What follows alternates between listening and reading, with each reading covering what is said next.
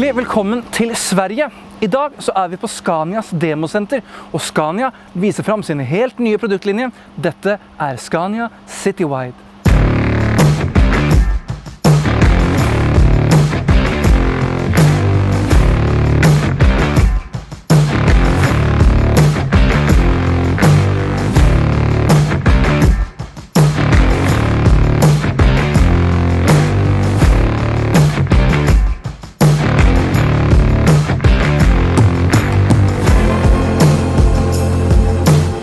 Dette første gang at Scania fornyer hele sitt bussprogram. Nye Scania Citywide en helt ny buss, bygd opp med fokus på lavere vekt og høyere kapasitet. Alt nytt fra føremiljø, design, drivlinje og den elektroniske arkitekturen. Scania Citywide kan leveres med diesel, hybrid, gass og elektrisk framdrift. Nå skal vi se nærmere på noen av de nye Scania Citywide-modellene. Hjertelig velkommen ombord i Scania Citywide laventré hybrid. Vi kjører nå en buss på 14,8 meter. Bussen vi kjører i dag, den har en 9 liters motor. Den yter 320 hestekrefter og har et dreiemoment på 1600 Newtonmeter.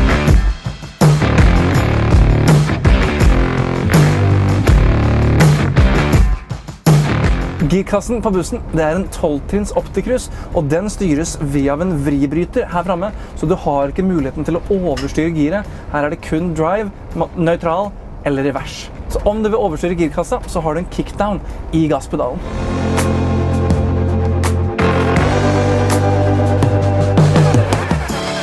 På taket så sitter det en batteripakke, og denne her kobler inn og ut hele tiden under kjøring. Og når bussen går på batteridrift, så kobler faktisk dieselmotoren helt ut, sånn at det blir helt stille og behagelig ombord i bussen. Så den veldig komfortabel å kjøre, og du hører veldig lite støy. Men du får jo den der oppstarten da, hver gang bussen faktisk kommer i drift igjen. Men utover det, så det svært lite støy du hører mens du kjører den bussen her.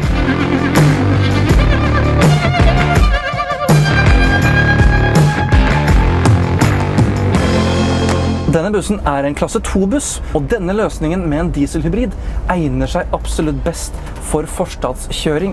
Du har gode, komfortable seter, du sitter godt, og du kan reise med denne her bussen langt. Så dette her en perfekt buss for eksempel for ruteregion eller andre forstadsruter. Vi har fått et panel som trekker ned sideruten, slik at jeg har mye bedre sikt ut til venstre. Jeg får en bedre oversikt over dødvinkler, og jeg har generelt bedre sikt til venstre. I tillegg så har nå vinduet kommet i en håndslengdes distanse her. Nå slipper jeg å hente vinduet helt fremme ved stolpen. Nå det mye mer praktisk å hente vinduet og dra opp sideruten. Ellers så frontruten også senket litt, slik at jeg får en bedre og finere oversikt fremover på veien.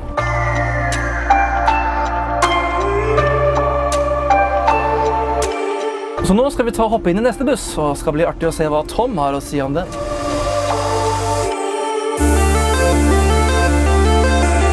Velkommen ombord i denne her Scania Citywide CNG. Denne bussen her har en 9 liter gassmotor bak og på 340 hester.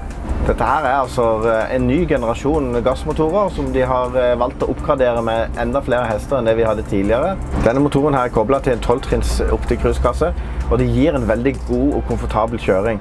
Det føles rett og slett som du sitter i en litt større buss enn du egentlig gjør. Jeg har en god følelse av at det kraft nok til de bratteste bakker. Bussen her 13,3 meter lang. Den har plass til 53 sittende og 13 stående.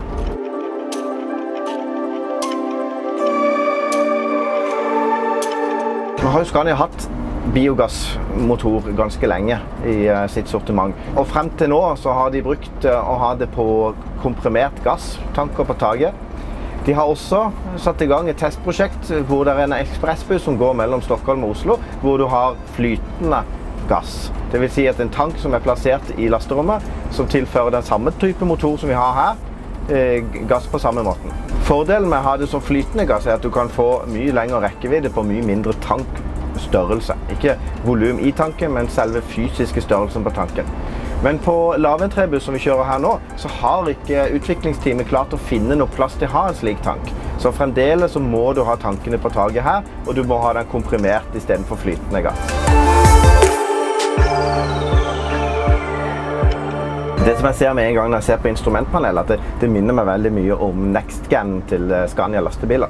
Og det stemmer, for det er det samme instrumentpanelet. Det har en fine linjer, du har god informasjon i de display du ser på. Og i tillegg så merker jeg at alle knappene er blitt mindre, og de er blitt mykere og finere å se på. Og det er et lite LED-lys som kommer på når du har trykket på bryteren. Så fra det du er vant til før når du har vippebrytere, det er vekk. Nå er det bare trykkbrytere. Og du kan flytte de akkurat hvor du ønsker. De husker funksjonen sin, slik at du kan sette det på høyre og venstre side, opp eller ned. Da tar vi og parkerer denne, og så tar vi og hopper over i neste buss.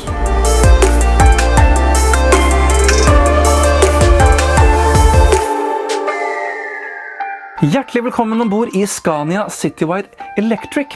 Nå skal vi ut på testbanen her i Södertälje og prøvekjøre denne bussen for aller første gang. For å starte bussen så trykker jeg inn bremsepedalen, og så har jeg en knapp her til venstre som jeg trykker inn, og vips, så er vi i gang.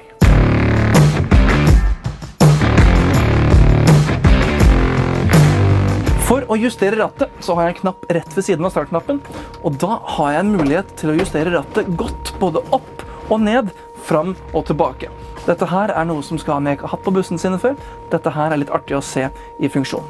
Ellers så har vi displayet og rattet fra lastebilene, men resten av dashet her er spesialtilpasset for denne bussen, sånn at du skal få det best mulig til denne her modellen. Vi har en vribryter her fremme for girkassen. Det er en 2-trinnskasse. Vi har drive, nøytral og revers. I dag tenkte jeg at vi får best nytte av å kjøre i drive, så vi setter den i den funksjonen, drar av den elektroniske håndbremsen, og så trykker vi på gassen, så kjører vi en Scania Citywide Electric.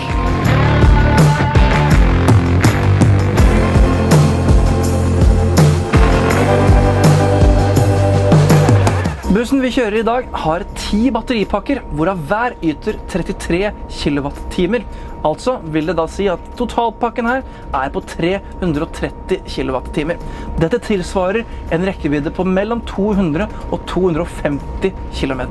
Bussen her den er utstyrt med Scania Zone, og her på testanlegget ved Södertälje så er det 3 ulike zoner. Nede ved parkeringen så kan vi kun kjøre i 15 km i timen, og så kommer vi til noen svinger og områder her nede hvor det også er zoneregulert hvor fort bussen kan kjøre.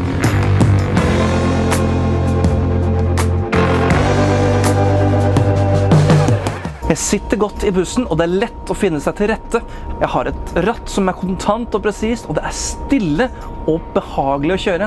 Her fremme i displayet så har jeg full oversikt på min batterikapasitet, og jeg har også oversikt over når jeg regenererer strøm. Så hver gang jeg bremser, eller holder bremsen ned i en lang nedoverbakke, så genererer jeg strøm tilbake til batteriet. Veldig fin måte å kunne virkelig kontrollere kjøringen sin over en lang periode.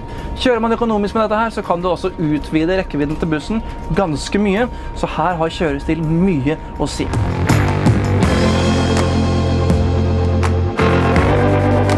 Denne bussen har plass til ca. 100 personer innvendig, hvorav 35 sittende og resten stående. Det er god kapasitet i denne bussen her, det er virkelig utnyttet godt denne bussen her. Ved tanke på vekt så er det klart å få inn så mye mennesker som overhodet mulig på denne her modellen.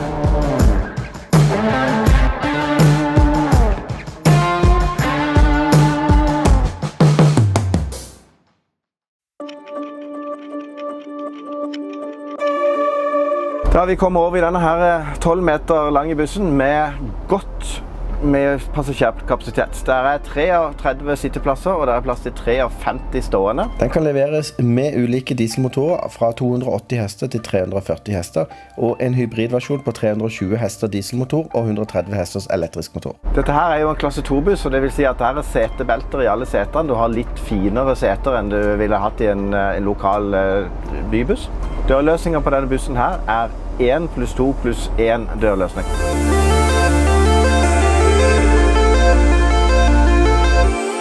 Førermiljøet er jo likt sånn som den forrige bussen vi kjørte, så det er ikke så mye å si om det. Jeg merker meg at førerdøra går motsatt vei på denne enn det gjør på de andre. Det vil si at du har ikke den funksjonen som jeg forventer hvis noen skulle komme frem og begynne å presse meg. Så kan du i de andre modellene jeg har kjørt i dag, bruke døra utover og dytte vekk vedkommende og komme deg ut av bussen, mens her må du gå bakover for å gå ut av bussen.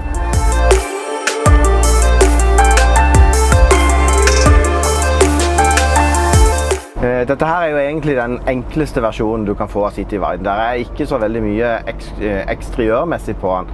Spoiler og slike ting er ekstrautstyr som du kan velge å oppgradere med. Så den er helt plain. Men igjen så synes jeg designen er ganske bra.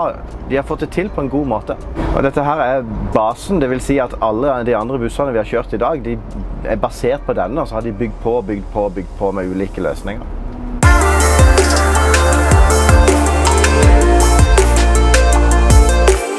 Tusen takk for at du så filmen her i dag, og om du liker det du ser, så klikk på knappen her nede. Den heter abonner, og da får du med deg alt som skjer på Bussmagasinet sine sider i fremtiden. Vi ses i en annen buss, på en annen plass. Ha en god dag.